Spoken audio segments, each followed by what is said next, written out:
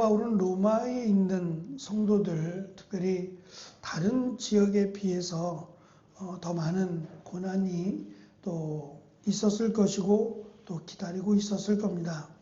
이러한 상황 속에서 고난을 피하라고 말하는 것이 아니라 고난에 참여하라고 말합니다. 굉장히 역설적인데 그 이유는 지금 당하는 고난과 앞으로 받게 될 영광을 비교조차 할 수 없을 만큼 이 고난이 오히려 받을 영광을 예비하고 준비하고 있다라고 설명을 합니다. 물론 이것은 바울의 고백입니다.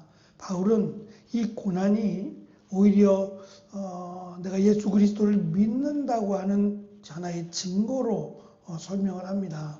여기서 고난이란 우리가 살아가면서 당하는 일반적인 고난을 의미하는 게 아니라 예수 그리스도로 인하여 당하는 고난입니다. 예수 그리스도를 인자로 또 메시아로 믿으면서 당하게 되는, 세상이 그것을 받아들이지 않기에 오히려 예수 그리스도를 믿으면 구원을 받는다라고 하는 것을 극도로 싫어하고 마치 그것을 문제가 있는 것으로 여기면서 그것을 전하는 이들에게 핍박을 가했습니다. 그래 심지어는 로마에서 몰아내기도 하고 또 그들이 가진 모든 것을 빼앗기도 했습니다. 그러한 상황 속에서 포기하는 것이 아니라 더 복음의 불길이 타올라서 나중에는 복음이 온 세계로 전하게 되는 하나의 그 통로가 로마가 되기도 합니다. 그래서 로마가 가는 그 길에 복음도 함께 있었다라고도 말합니다. 이렇게 복음 때문에 심지어는 목숨을 걸어야 되는 그러한 그 심각한 환경 가운데 사도 바울은 놀라운 말씀을 우리에게 전합니다. 그것은 우리의 신분에 관한 일인데 도망자 또는 죄인으로 여겨졌던 이 땅의 신분과는 대조적으로 우리는 하나님 나라의 상속자라고 설명을 합니다. 상속자라고 하는 것은 하나님의 나라를 유업으로 물려받을 사람을 의미합니다. 지금 고난당하고 예수 그리스도로 인하여 목숨을 잃을 수도 있는 상황 속에서 하나님의 나라의 상속자라고 하는 표현을 씁니다. 더욱 놀라운 것은 그냥 상속자가 아니라 그리스도와 공동의 상속자라고 하는 표현입니다. 굳이 그리스도와 공동의 상속자라고 하는 표현을 저는 의도적으로 썼다고 봅니다. 그냥 하나님의 나라의 상속자라고 해도 되는데 그리스도께서 하나님 나라의 상속자라고 하는 표현은 조금 우리가 생각하기에 하나님 나라의 주인인데요. 하나님이신 그 하나님 나라의 주인이신 그리스도와 그리스도께서 상속자라고 하는 표현은 우리 때문입니다. 예수 그리스도를 믿는 자들에게 주실 이 은혜를 설명하기 위해서 그리스도와 공동의 상속자라고 하는 표현을 사용합니다. 문제는 그리스도와 함께 하나님의 나라의 공동의 상속자들에게는 이 고난이라고 하는 조건이라고 하면 조건인데 예수 그리스도를 믿는 믿음이 필요하다는 겁니다. 무조건적으로 또는 어떤 그 주인의 마음대로 이렇게 선택해서 이 하나님 나라를 상속으로 물려받는 게 아니라 그들에게는 공통적으로 예수 그리스도로 말미암은 고난이라고 하는 그 어려움이 있다라고 하는 겁니다. 그래서 예수님께서 겪으신 고난에 함께 참여하는 자, 바로 그가 그리스도와 공동의 상속자라는 표현을 사용합니다. 고난은 상속자의 필수적인 조건인 것처럼, 증표인 것처럼 사도 바울은 설명을 합니다. 우리가 그리스도와 함께 영광을 얻기 위해 고난도 함께 받아야 한다라고 강조합니다. 상속자가 된다는 것은 그리스도와 운명을 같이 하는 것을 의미하며 주님이 가신 십자가의 길을 우리도 걷는다라고 하는 것을 의미합니다. 여기서 말하는 고난은 단순한 불행이 아니라 예수님과 연합된 자로서 그분의 발자취를 따를 때 겪는 그리스도와 함께하는 고난입니다. 그래서 예수님이 마지막 제자들과의 성찬을 하면서 빵과 또 포도주를 나누어 주면서 이것을 먹으라고, 이것을 마시라고 하시면서 내 살, 내 피라고 하셨습니다.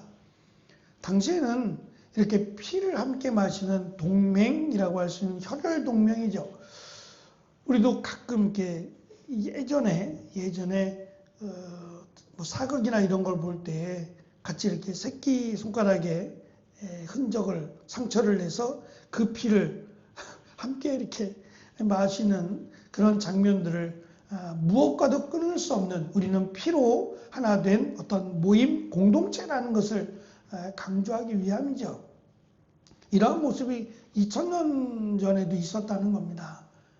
어떤 단체나 동맹의 어떤 그 끊을 수 없는 하나됨을 표현하기 위해서 이렇게 마치 피를 함께 흘리고 그 피를 나누어 마시는 그런 모습이 있었다고 합니다. 예수님께서 피를 상징하는, 정말 예수님의 피를 마시라는 게 아니라 피를 상징하는 포도주를 마시게 하고 예수님의 살을 상징하는 빵을 떼어 주시면서 이것을 먹고 마시는 자는 나와 함께 하나님의 나라에 들어갈 것을, 그런데 또한 이 땅이 그 복음을 거절함으로 말미암아 고난도 함께 받아야 된다는 겁니다. 지금은 우리나라가 예수 그리스도를 믿음으로 핍박을 받지 않습니다. 물론 우리가 코로나 때 겪었습니다만 그들 세상은 예수님을 믿는 것에 대해서 부정적일 수밖에 없다라는 생각을 갖게 됩니다. 왜냐하면 우리는 예수 그리스도만 믿어야만 구원을 받습니다. 예수 그리스도를 믿어도 구원받는 게 아니라 예수 그리스도를 믿어야만 구원을 받습니다. 이것은 절대적 진리이기 때문에 타협하지 않습니다. 그런데 그들은 그렇게 생각을 하는 거예요. 다른 것도 다 괜찮고 예수 그리스도를 하나 더 믿는 것으로, 그러면 자기들도 편하잖아요. 자기들도 구원받을 수 있다고 생각해야 마음이 편한데 예수 그리스도를 믿지 않는 자신들은 구원을 받을 수 없다고 생각하니까 싫은 겁니다. 그리고 또 한편으로는 거룩한 공동체가 되어야 할 교회가 이 거룩함이 무너졌을 때에 대한 실망입니다. 특별히 간혹 들려오는 이 목회자들을 통한 이런 좋지 않은 소식들을 들을 때마다 더 불쾌감이 있죠. 믿었던 어떤 그 실망이라 그럴까요? 그런 것에 대한 신뢰를 잃어버린 까닭이라고 할 수 있어요. 이거는 우리가 회복해야 될 이 거룩함이라고 생각합니다. 이거는 끝까지 주님이 오실 때까지 교회가 지켜야 될, 또는 하나님의 일 맡은 자들이 지켜야 될 저는 거룩함이라고 생각합니다.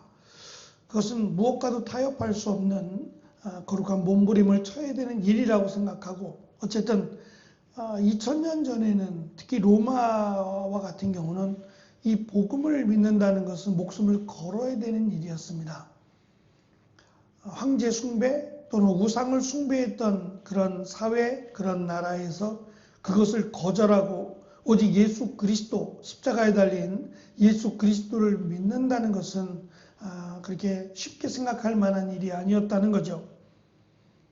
하지만 바울은 오직 그것만이, 예수 그리스도를 인자와 메시아로 믿는 것만이 구원을 받는다라고 본인도 믿고 있고, 그것을 믿어야만 하나님의 나라의 공동의 상속자가 된다라는 것을 강조하고 있습니다.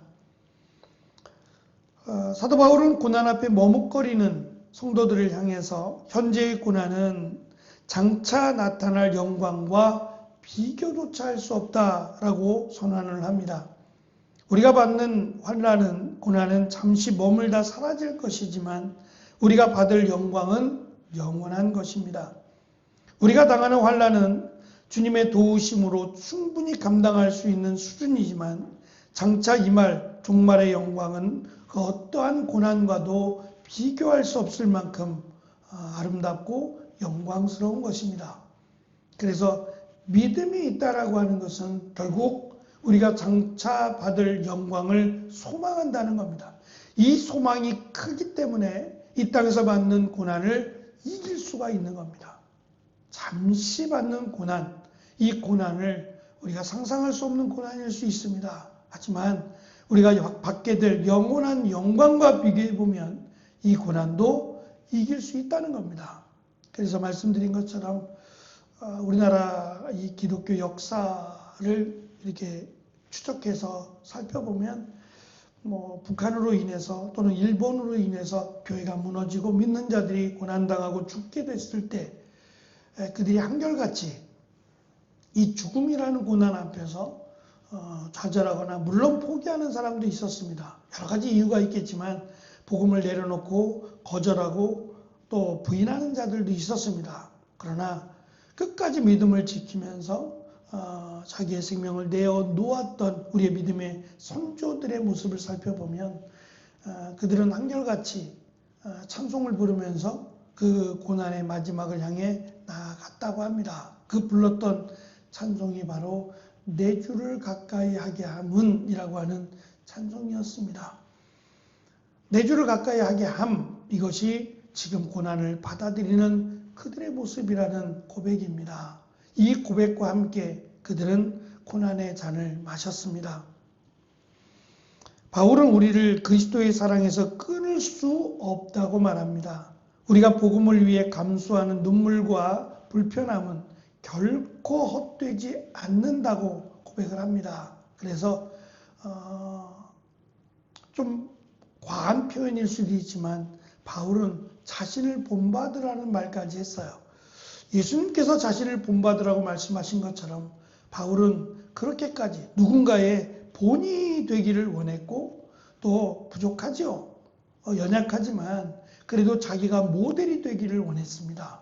십자가의 길을 기쁨으로 은혜로 감당하는 모델이 되기를 바울은 원했고 그러한 삶이 지금 고난을 겪고 있는 로마 성도들뿐만 아니라 다른 지역의 성도들도 따라갈 수 있기를 예수님은 하나님이시니까 라고 말하는 그들에게 자신과 같이 인간적인 육신의 연약함을 가진 자신도 이 길을 걸어가고 있다라는 것을 보여주므로 당신도 할 수 있다. 당신도 믿음의 길을 갈 수 있다라고 하는 그런 희망을 주고자 애를 썼다는 것을 우리는 알 수 있습니다. 고난이 우리를 영광으로 인도하는 거룩한 통로라고 하는 것은 사실 역설입니다. 고난을 좋아하는 사람 없고 고난이 우리를 영광으로 인도한다라는 것은 매우 역설적입니다. 그러나 오직 하나, 예수 그리스도 때문에 당하는 고난은 우리를 영광으로 인도합니다. 이것은 하나님의 약속이자 하나님의 은혜이기도 합니다. 그래서 이번 사순절 고난의 무게에 짓눌리기보다 그 너머에 있는 찬란한 영광을 바라보며 이 사순절의 길을 잘 걸어갈 수 있는 우리가 되기를 원합니다. 하나님의 상속자로 그리스도와 함께 십자가의 길을 견디며 약속된 영원한 나라의 주인답게 상속자답게 소망 가운데 매일매일의 삶을 승리하는 귀한 은혜가 있기를 간절히 축원합니다. 기도하겠습니다.